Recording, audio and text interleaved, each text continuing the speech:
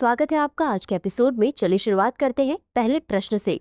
रामदेवरा बेट्टा गिद्ध अभयारण्य के संबंध में निम्नलिखित कथनों पर विचार कीजिए। 1. यह भारत का पहला और एकमात्र गिद्ध अभयारण्य है जिसकी स्थापना वर्ष 2012 में लुप्तप्राय गिद्ध प्रजातियों की सुरक्षा के लिए की गई थी। 2.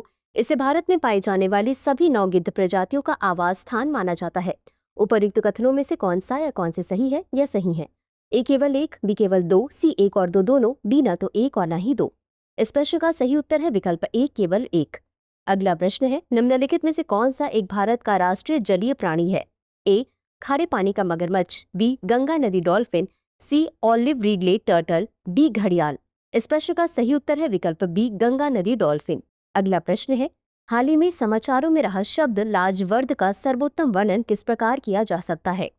ए. पक्षी की एक दुर्लभ प्रजाति, बी. एक उपरत्न जो अपने नीले रंग के लिए जाना जाता है, सी. प्राचीन सिक्कों में प्रयुक्त एक प्रकार का सोना, डी. अमेज़न वर्षावन में पाया जाने वाला एक दुर्लभ प्रकार का वृक्ष।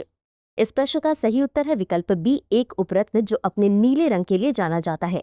अगला प्रश्न है, फूड वेस्ट इंडेक्स रिपोर्ट 2024 निम्नलिखित में से किसके द्वारा जारी की जाती है? ए. विश्व स्वास्थ्य संगठन, बी. संयुक्त राष्ट्र पर्यावरण कार्यक्रम, सी. खाद्य एवं कृषि संगठन, डी. अंतर्राष्ट्रीय खाद्य नीति अनुसंधान संस्थान।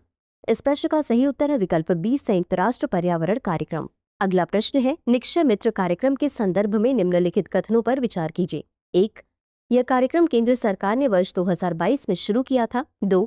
हाल ही में मणिपुर सरकार टीबी मरीजों के लिए सार्वभौमिक निक्षय मित्र बन गई है। उपर्युक्त में से कौन सा या कौन से कथन सही है या सही है?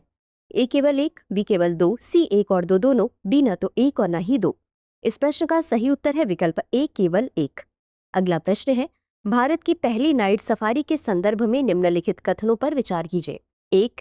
यह मलेशिया से प्रेरित भारत की पहली रात्रि सफारी है। 2. इसका नाम कुकरैल नाइट सफारी और एडवेंचर पार्क रखा गया है। उपर्युक्त में से कौन सा या कौन से कथन सही है या सही है? ए केवल 1, बी केवल 2, सी 1 और 2 दोनों, डी न तो 1 और न ही 2। इस प्रश्न का सही उत्तर है विकल्प बी केवल 2। अगला प्रश्न है, विक्रमशिला विश्वविद्यालय के संदर्भ में निम्नलिखित कथनों पर विचार कीजिए। 1. इसकी स्थापना 10वीं शताब्दी में पाल वंश के राजा धर्मपाल द्वारा की गई थी। 2. इसे पुनर्जीवित के लिए केंद्र सरकार ने 500 करोड़ रुपए का बजट निर्धारित किया था। उपर्युक्त में से कौन सा या कौन से कथन सही है या सही है?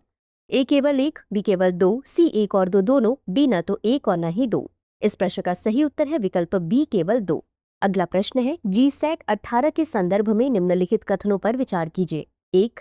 यह एक संचार उपग्रह है। 2. इसे भारतीय अंतरिक्ष अनुसंधान संगठन द्वारा 5 अक्टूबर 2016 को प्रक्षेपित किया गया है। उपर्युक्त में से कौन सा या कौन से कथन सही है या सही है? ए केवल 1, बी केवल 2, सी 1 और 2 दोनों, डी न तो 1 और न ही 2। इस प्रश्न का सही उत्तर है विकल्प सी 1 और 2 दोनों। अगला प्रश्न है, विश्व पर्पल डे कब मनाया जाता है? ए 26 मार्च, बी 27 मार्च, सी 28 मार्च, डी 29 मार्च। इस प्रश्न का सही उत्तर है विकल्प ए 26 मार्च।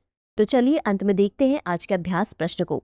लाइम रोग के संदर्भ में निम्नलिखित कथनों पर विचार कीजिए। 1. यह रोग बोरीलिया बर्गडोर्फेरी नामक बैक्टीरिया के कारण होता है। 2. यह मनुष्यों में टिक के काटने से फैलता है। उपर्युक्त में से कौन सा या कौन से कथन सही है या सही है? ए केवल 1, बी केवल 2, सी 1 और 2 दोनों, डी न तो 1 और न ही 2। इस प्रश्न का उत्तर कमेंट बॉक्स में जरूर दें।